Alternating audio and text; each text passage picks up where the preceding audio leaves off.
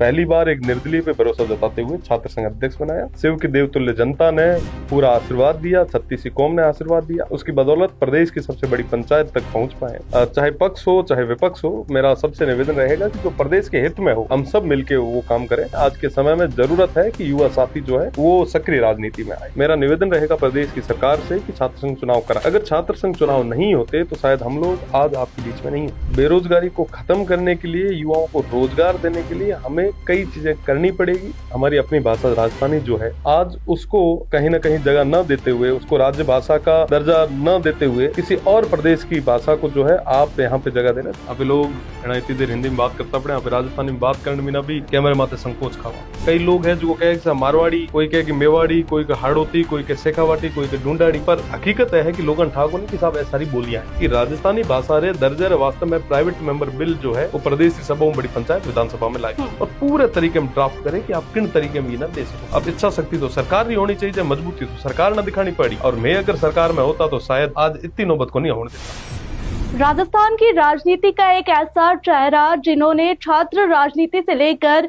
विधानसभा तक अपने संघर्ष की एक अलग पहचान बनाई, हमेशा अपने मुद्दों को उठाया, चाहे फिर वो धरने पर बैठना हो, चाहे छात्रों के हित में हो, चाहे मजदूरों के हित में हो, या फिर सरकार की नीतियों पर खुलकर अपनी आवाज को बुलंद करना।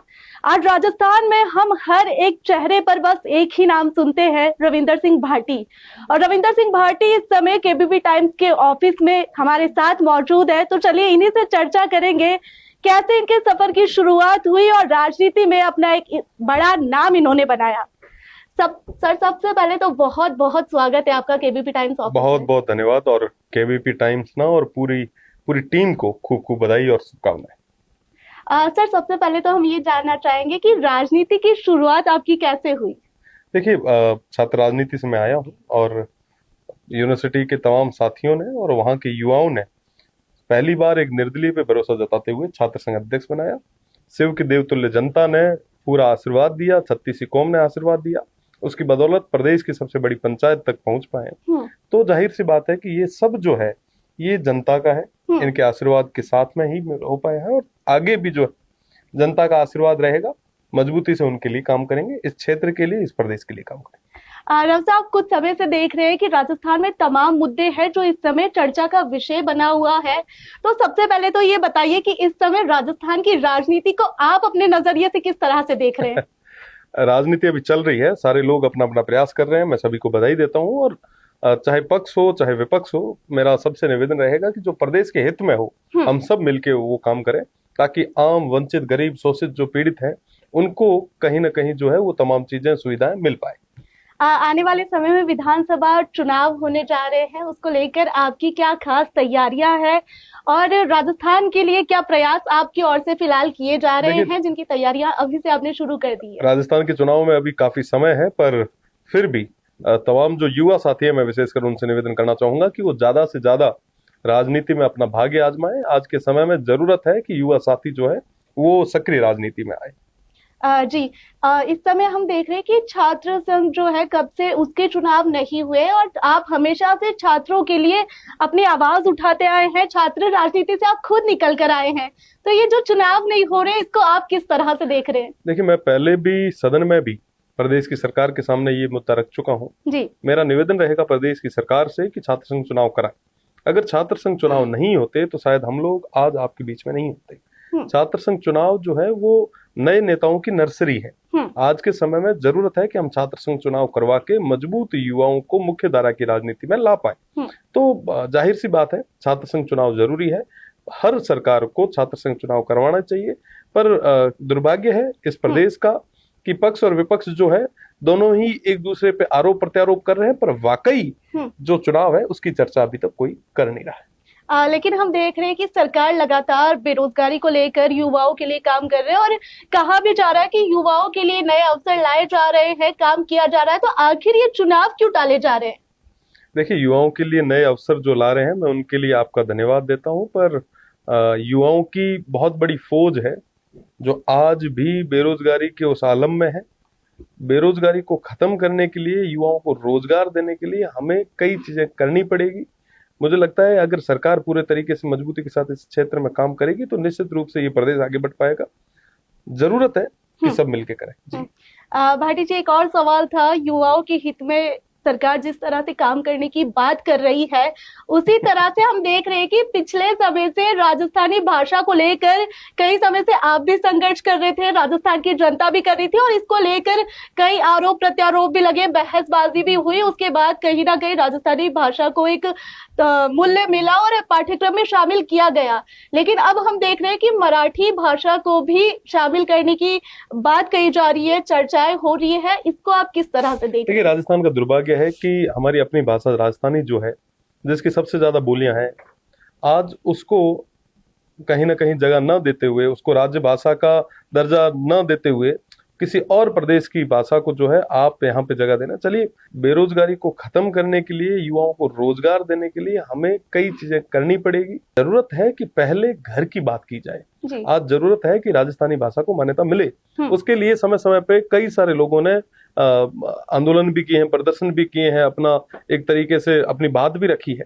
130 साल से लगातार 130 साल से, आजादी से पहले से लेके अभी तक राजस्थानी भाषा की जो मान्यता की लड़ाई है वो लड़ी जा रही है। पर आज के समय में जो काम प्रदेश की सरकार को करना चाहिए, अमूमन सरकारें कहती है कि साहब ये केंद्र का विषय है, जबकि ये विषय जो है ये स्टेट का है। अगर स्टेट चाहे तो अपने राज्य में राजस्थानी भाषा को वो राजभाषा का दर्जा दे सकती है, पर न दर्जा देते हुए किसी और भाषा को आप जबरदस्ती अगर करेंगे तो ये मुझे लगता है कि इस प्रदेश का दुर्भाग्य रहेगा। साथ ही साथ आपने कहा कि खूब सारी नौकरियां दी है, तो मैं प्रदेश की सरकार को धन्यवाद देता हूं, पर नौकरियां अभी तक युवा साथियों ने हमें नहीं बताया कि अभी तक कितनी नौकरियां मिली है। नहीं, आज भी आयोजन हुआ था। आयोजन होते रहते हैं, रोज होते हैं। सरकार के पैसे, जनता के पैसे खर्च करो, कौन मना कर रहा है? लेकिन हम देख रहे हैं कि हर प्रदेश में हर भाषा की मान्यता है, चाहे मराठी की ले लो, चाहे गुजराती की ले लो, तो फिर राजस्थान में राजस्थानी भाषा की प्राथमिकता क्यों नहीं है? उसकी मान्यता क्यों नहीं आखिर मिल रही है हमें? पूर्व कारण की थेर में बहुत कमजोर है। अभी लोग इतनी देर हिंदी में बात करता पड़े, यहाँ पे राजस्थानी में बात करने में ना भी कैमरे माते संकोच खावा। यहाँ पे आपस में ना ये तरीके में डिवाइड हुआ हाँ कि अपे अपनी बात तक कौन रख पा रहे। कई लोग हैं जो कहे कि मारवाड़ी, कोई कहे कि मेवाड़ी, कोई के हाड़ोती, कोई के शेखावाटी, कोई के ढूंढाड़ी, पर हकीकत है कि लोगन ठाको नहीं कि साहब ऐसा सारी बोलियां हैं। भाषा एकमात्र राजस्थानी है जो आज तारीख में यूनिवर्सिटी जो पढ़ाई जाया करे। अब पे चर्चा ही कौन कर रहे हैं, अभी बात ही भी कौन कर रहे हैं। आज अपने ये जो प्रदेश तमाम जितना भी जो जिम्मेदार लोग है वो ये तरफ आप ध्यान भी आकर्षित कौन करे। अगर आज राजस्थानी मान्यता मिले और अगर वे ना एग्जाम से भी ना लगे तो कई तरीके में ना कई युवाओं ना जो है नए रोजगार साधन मिल सके, पर उगर वास्ते आप सब मिले सामूहिक रूप में प्रयास करना पड़ता। साथ ही साथ मैं बताने भी चाहूँ कि राजस्थानी भाषा रे दर्जे रे वास्ते में प्राइवेट मेंबर बिल जो है वो प्रदेश सभा में, बड़ी पंचायत विधानसभा में लाए हुए और पूरे तरीके में ड्राफ्ट करे कि आप किन तरीके में ये ना दे सको। अब इच्छा शक्ति तो सरकार ही होनी चाहिए, मजबूती तो सरकार ना दिखानी पड़ी, और मैं अगर सरकार में होता तो शायद आज इतनी नौबत को नहीं होने देता। भाटी साहब, कई लाग रहे हैं कि राजस्थान की जनता एकजुट हो काम कौन कर रही राजस्थानी भाषा तक? देखो, जनता तो एकजुट है, पर केद महाड़ा बेली है जो ओ ठोकाउण में लगड़ा है। मना लगे कि अगर जनता एकजुट हो जावे तो निश्चित रूप में मीना काफी फायदो जो है ये प्रदेश में मिला। एक और चीज हम देखते हैं कि जब जनता को अपने लिए आवाज उठानी पड़ती है तो एक आखिरी रास्ता उनको दिखता है आंदोलन, या फिर हम प्रदर्शन कर ले।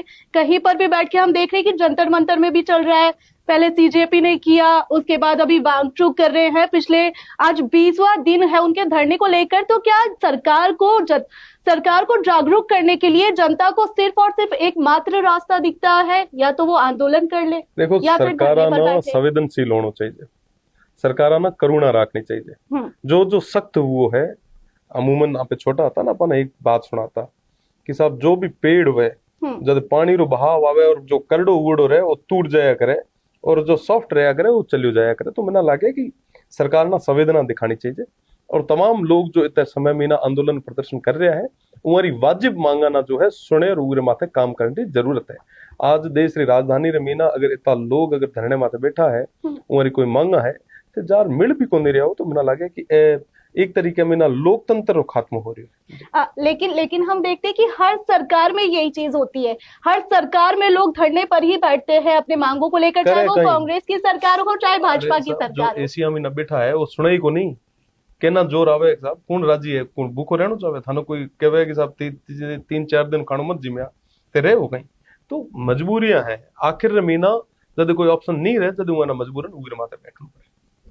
भाटी साहब, एक और चीज मेरे को बताइए कि इन दिनों चर्चाओं का दौर चल रहा है कि आप आरएलपी सुप्रीमो हनुमान बेनीवाल के साथ मिलकर अपनी पार्टी, उनके साथ गठबंधन करने वाले हैं, उनके साथ मिलने वाले हैं, ऐसा हमने पढ़ा भी है, सोशल मीडिया पर भी इन दिनों हम पढ़ रहे हैं, चर्चाएं तेज हो रखी है। क्या ऐसा वाकई में हो रहा है? मारो गठबंधन प्रदेश जनता बेड़ो है, और प्रदेश जनता बेड़ो गठबंधन जो है हूं चाहूं कि जीवन भर बने और रहे, ये ना मजबूत की कर करा मैं ये माथे काम कर।